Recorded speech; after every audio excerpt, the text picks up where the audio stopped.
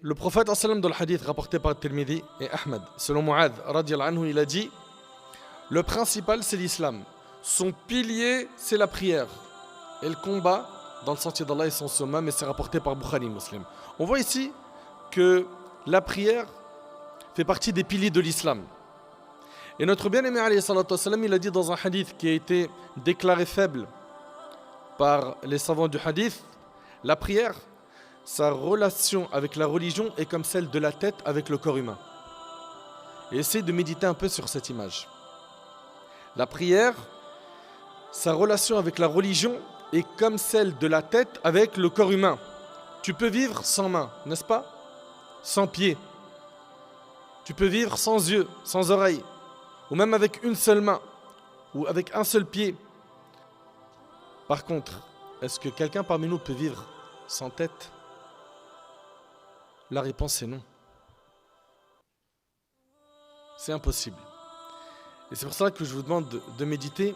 La prière, sa relation avec la religion est comme celle de la tête avec le corps humain. Mais sache que la prière pour la religion est comme la tête pour l'être humain. Tu ne peux pas vivre sans la prière. Et je sais que dans la tête de ceux qui ne prient pas jusqu'à maintenant, il y a plein d'excuses qui commencent à circuler dans leur cervelle. Ouais, mais c'est compliqué, t'as vu, dans le monde dans lequel on est là, des péchés partout. Vas-y, se ranger et prier sérieusement, c'est trop dur, c'est impossible même.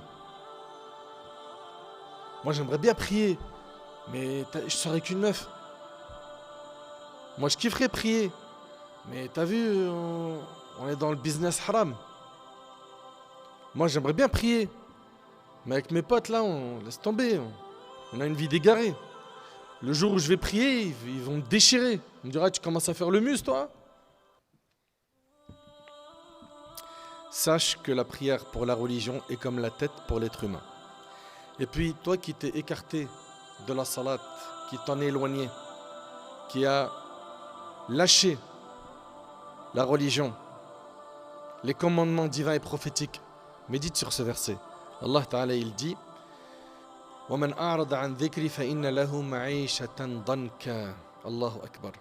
Allah subhanahu wa ta'ala, il dit: quiconque se détourne de mon rappel, c'est-à-dire il va se détourner de la religion. Quiconque se détourne de mon rappel mènera certes une vie pleine de gêne. Allah subhanahu wa ta'ala, il dit dans le Coran que celui qui va s'écarter de sa voie, de la religion, il va vivre une vie pleine de gêne, une vie difficile. C'est-à-dire quoi une vie pleine de gêne? Sans sérénité ni apaisement, mais la poitrine oppressée en raison de son égarement. Même si en apparence il jouit de délices d'ici-bas, son cœur ne parvient pas à la certitude et à la guider. Il vit dans l'angoisse, l'incertitude et le doute. Et parfois vous avez des gens qui vont vous mitonner sur les réseaux sociaux. Ils vont vous faire croire qu'ils sont super heureux à travers les stories qu'ils postent.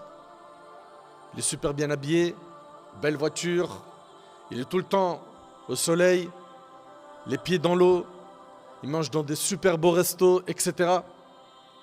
Mais ces personnes-là qui sont loin d'Allah, ils ont beau nous afficher toute la journée des stories de ce type, nous on le sait parce qu'Allah nous l'a dit qu'ils vivent une vie pleine de gêne.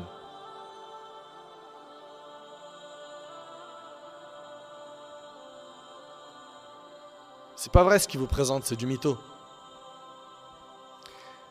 Et pour avoir une vie heureuse, c'est pas le matériel qui va te rendre heureux. On a plein de gens, ils sont ultra riches, ils sont souvent chez les psys, ils pensent au suicide. Moi, j'ai parlé avec un de mes frères hier, il est hyper visible sur le net, il a une hyper grande baisse de foi, il a de l'argent à fond, il m'a dit: j'ai pensé au suicide. Pourtant, aux yeux des matérialistes, il a percé, c'est vrai ou pas? Il a de l'argent, il est visible sur le net, il a une Mercedes de fou. Et c'est une réalité, hein, je vous mens pas, wallah, c'est vrai, c'était hier soir. Il m'a dit: j'ai pensé au suicide. Ce qui lui manque, à lui et ses semblables, c'est la foi en Allah subhanahu wa ta'ala. C'est d'entretenir leur cœur. Allah tabarak wa ta'ala, il nous dit comment vivre heureux sur terre. Écoutez, il dit Azza wa Jal: Man amila salihan min dhakarin aw untha wa huwa mu'min فَلَنُحْيَنَّهُ حَيَاةً طَيِّبَةً. Quiconque, mâle ou femelle, fait une bonne œuvre tout en étant croyant, nous lui ferons vivre une bonne vie. Voilà, tu veux avoir une bonne vie sur terre? Fais des bonnes œuvres. Sois croyant. Il te faut donc la foi en Allah et le fait de faire des bonnes actions. C'est comme ça que tu vas être quelqu'un d'épanoui dans ta vie. Même si tu es pauvre, tu auras le qana'a. Tu seras satisfait de ce qu'Allah tabarak wa ta'ala t'a donné. Tu ne seras pas là en train de te plaindre. Et combien on en a vu des gens qui sont pauvres, mais subhanallah, souriants, tu restes avec eux, tu décompresses. C'est des antidépresseurs. Pourtant, au niveau matériel, ils sont très loin.